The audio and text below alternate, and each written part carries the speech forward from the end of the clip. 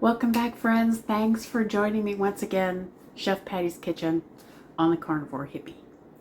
Today, although it's been done, thank you, Anita, I'm going to recreate my meatloaf recipe from the Meatstock 2024. I figured you might like to have it from the horse's mouth, so to speak.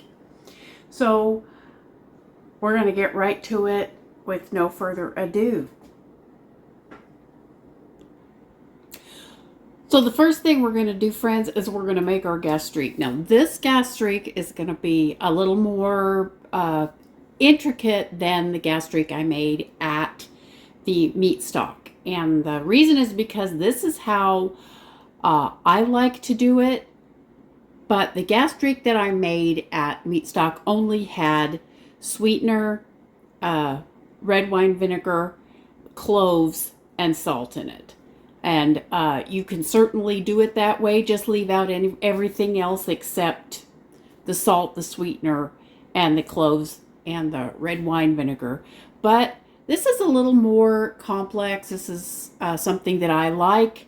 And I don't need to be quite as careful with minimizing ingredients as I had to be in that instance. You can follow Anita, Ketogenic Woman's version of my recipe, which is absolutely great if you want something a little simpler. But I'll also leave the alternative instructions in the recipe in the description box. So I got here is my 1 cup of red wine vinegar, and right here is the most important ingredient. This is a half a teaspoon of cloves, powdered cloves. And because I like them, these are other spices that would be very common in ketchup, which a lot of people use to season meatloaf. And I invented this to so that I could season the meatloaf and give it that sort of ketchup-y sort of flavor without putting tomatoes in it, because a lot of people who were at the Meatstock really were sensitive to tomatoes and other kinds of nightshades. So here we have also a half a teaspoon of cinnamon, which is real typical for ketchup. I got half a teaspoon of whole mustard seeds, or you can use a 1/4 teaspoon of ground mustard. Here is my tablespoon of allulose, or you can use whatever sweetener. It's only about a tablespoon, so you could actually even use honey or regular sugar if you wanted to. It wouldn't make that much of a difference. Here is a half a teaspoon of ground ginger, a 1/4 teaspoon of ground white pepper, or any kind of pepper. If you like spicy ketchup, you could use cayenne pepper. And I have here a teaspoon of onion powder. And just because I like it, just a few drops of smoke flavoring right here. Again, optional. And about a half a teaspoon of salt. And here we have our pot on the stove.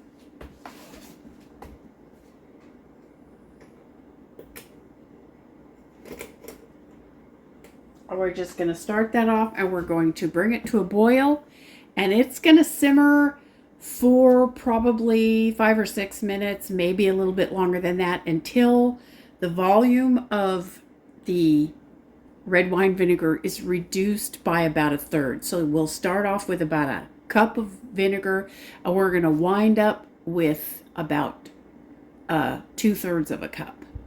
So we'll be right back when that is done.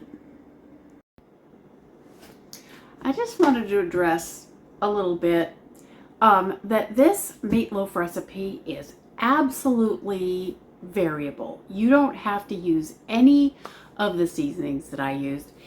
You can use whatever you like. You don't have to use the gastrique. You can use ketchup instead. You can leave the gastrique out. you need to be aware, of course, that most meatloaf has a sort of a tangy undertone to it.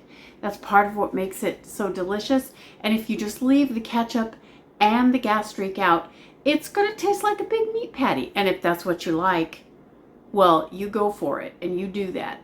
I just wanted you to be aware that the tanginess and the sweetness that's added by either the ketchup or the gastrique is part of that classic flavor profile of meatloaf.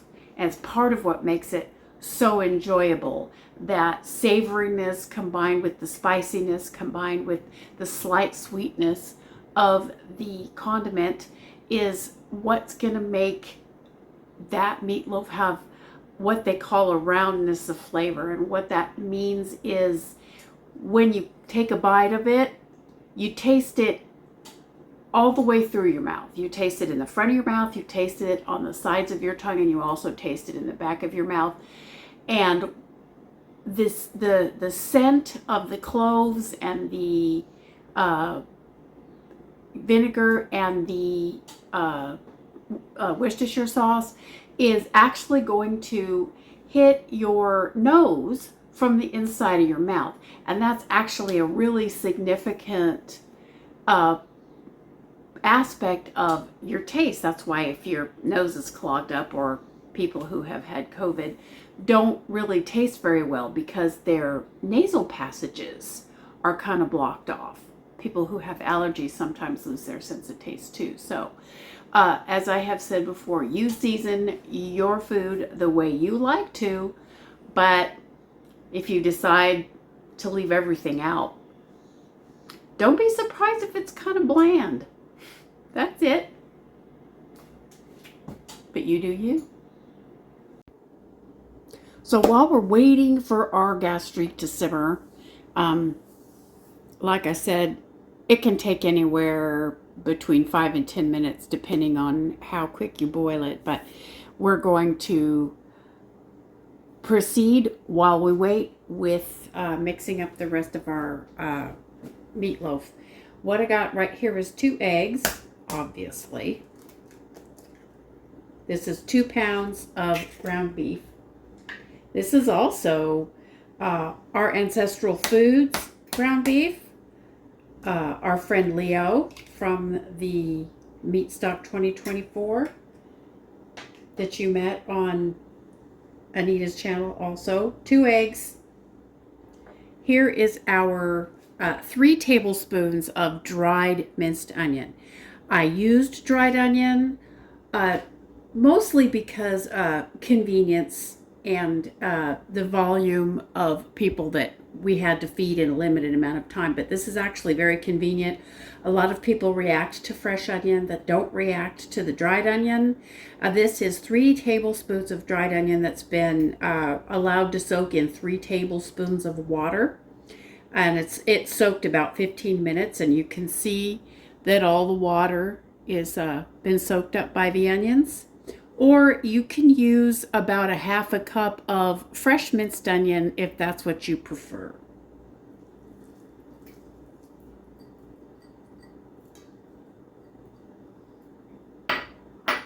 And I have here about 1.5 ounces of ground pork panko, or just ground up, smashed up pork rinds. You can use whatever brand you like. You can even use the flavored kind if you like them.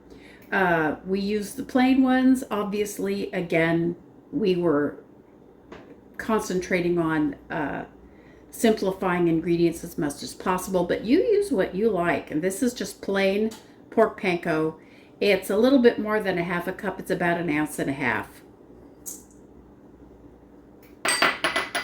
I'm going to put, I like a half a teaspoon of salt per pound of meat. This is 2 pounds of meat. There will be salt in the gastrique, and there is some salt in the Worcestershire sauce. We'll talk about that in a minute. So I'm only going to use about a half a teaspoon of salt. This is Redmond real salt, by the way. Now, let's talk about Liam parents. You can leave this out if you want to. If you have a hard time finding it, I don't find that anyone has a hard time finding it in the U.S. If you're not in the U.S., you might have a hard time finding it, but I find that it's pretty available in the U.K. as well. The reason why I say Lea & Perrins is the only genuine Worcestershire sauce that exists is because Lea & Perrins are the people who invented it. If you read the ingredients label, it is very clean. They neglected to patent the name Worcestershire sauce when they invented it. So anybody can make anything basically that tastes similar to Worcestershire sauce and call it Worcestershire sauce, unfortunately. But this is the original deal.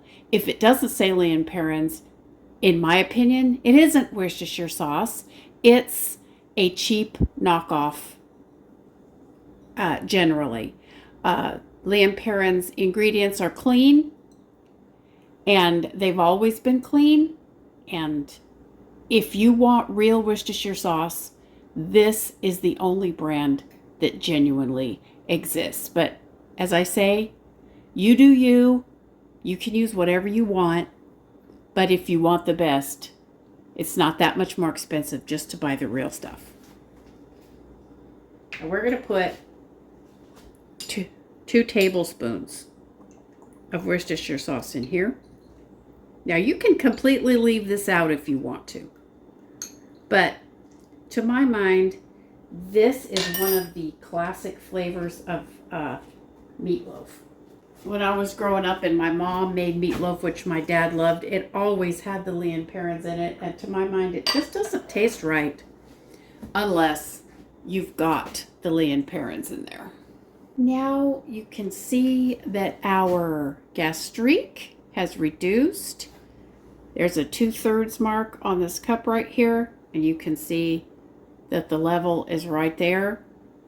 And we are also going to put 2 tablespoons of this gastrique in our meatloaf mix. Now, if you don't want to mess with making gastrique, and if you like ketchup, you can just put 2 to 4 tablespoons, or actually as much as you want, of your favorite kind of ketchup in here. That's absolutely just fine. And now we have everything in here, and we are going to mix us all up.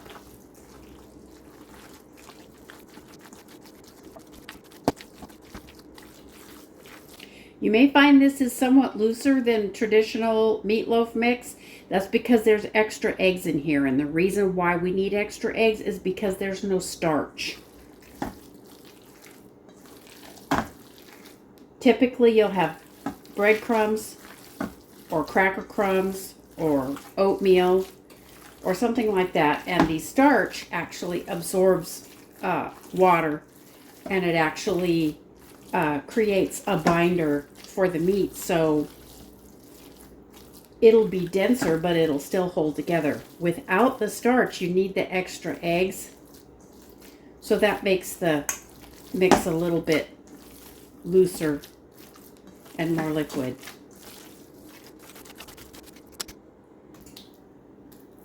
Okay, all mixed. Now, I have prepared a loaf pan. You can make this in a muffin tin and make meatloaf muffins. You can make it in a flat pan. You can make it in a cake pan. You can make it in any shape of pan you want to. I'm making this in a classic loaf pan because my hubby likes to have it in a loaf shape because he likes to slice it and make sandwiches out of it. Yes, we do occasionally indulge in a little bit of bread, or he does. I don't because it makes me stupid. But, so I've prepared the loaf pan just by cutting a strip of parchment, just the width of the bottom of my pan. This is called a sling. And this is just going to help me get the meatloaf out of the pan easier at the end. You don't have to do this if you don't want to, but I find it makes depanning the meatloaf much easier. So when we pack this into the pan, we're going to press it into the corners, just to make sure we don't have any big gaps.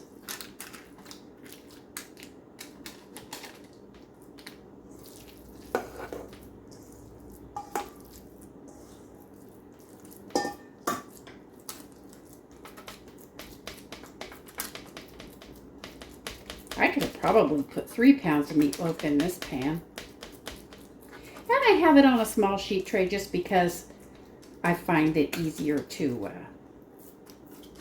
hang on to that way. There we go.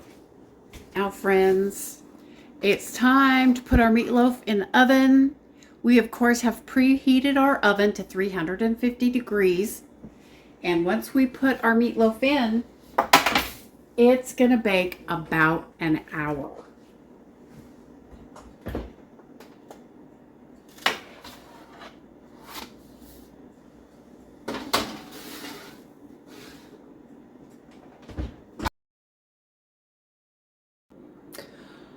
So here we are, friends. Our meatloaf is done. It baked for about an hour until I took its temperature, and it read 160 degrees. And I took it out of the oven, and it has been sitting about 10 minutes. And you will see how easy it is to unmold this meatloaf with this sling.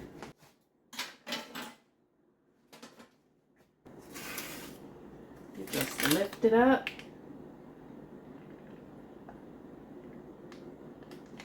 And I am going to turn it upside down like this.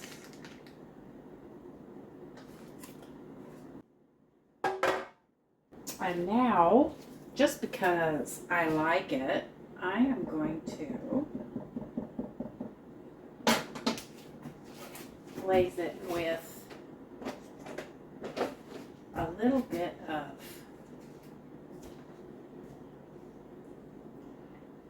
spicy homemade ketchup, which I will be sharing that recipe with you as well.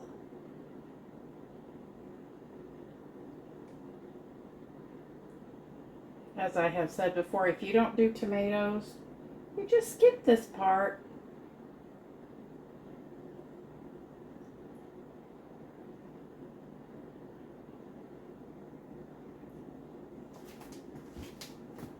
There we go, that looks yummy.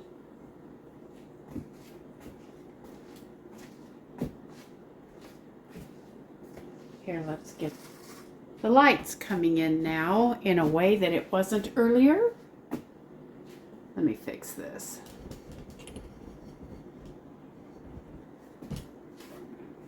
Pardon my clumsiness.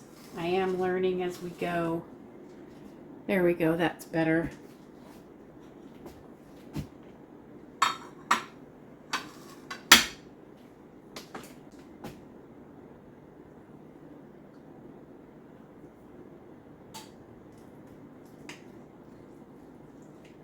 This does slice a lot better when you let it rest a little bit before you serve it. There we go. Oh, yummy. And I'm going to put a little bit more of that homemade ketchup on it. Oh, that's not going to work.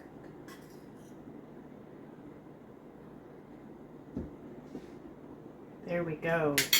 Yummo.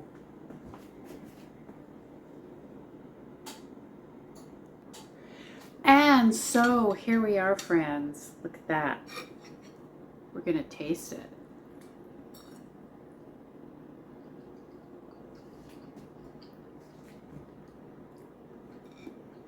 I will share with you this homemade ketchup recipe. I think it's really worth your time and effort to make these condiments clean yourself Okay, it really doesn't take much at all, so I'll be sharing that with you soon. But in the meantime, this is so good. If you let it cool or refrigerate it overnight, and you can slice it relatively thin, and you can make sandwiches out of it. I like to make a sandwich out of it just using the meatloaf itself as the bread. Get it cold and you slice it kind of thin, and then put a little homemade mayo and a slice of Swiss cheese on it. Put another thin slice of meatloaf on the top of it, and eat it like a cheese sandwich. But this way is good too.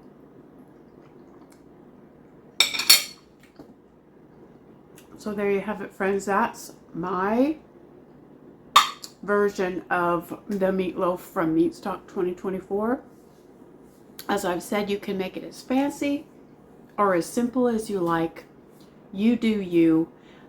That's what it means to get in the kitchen. You serve yourself, you take care of yourself, and you take care of the people you love. That's all for today. I bid you peace, love, and meat. I will talk to you all very soon. Bye-bye.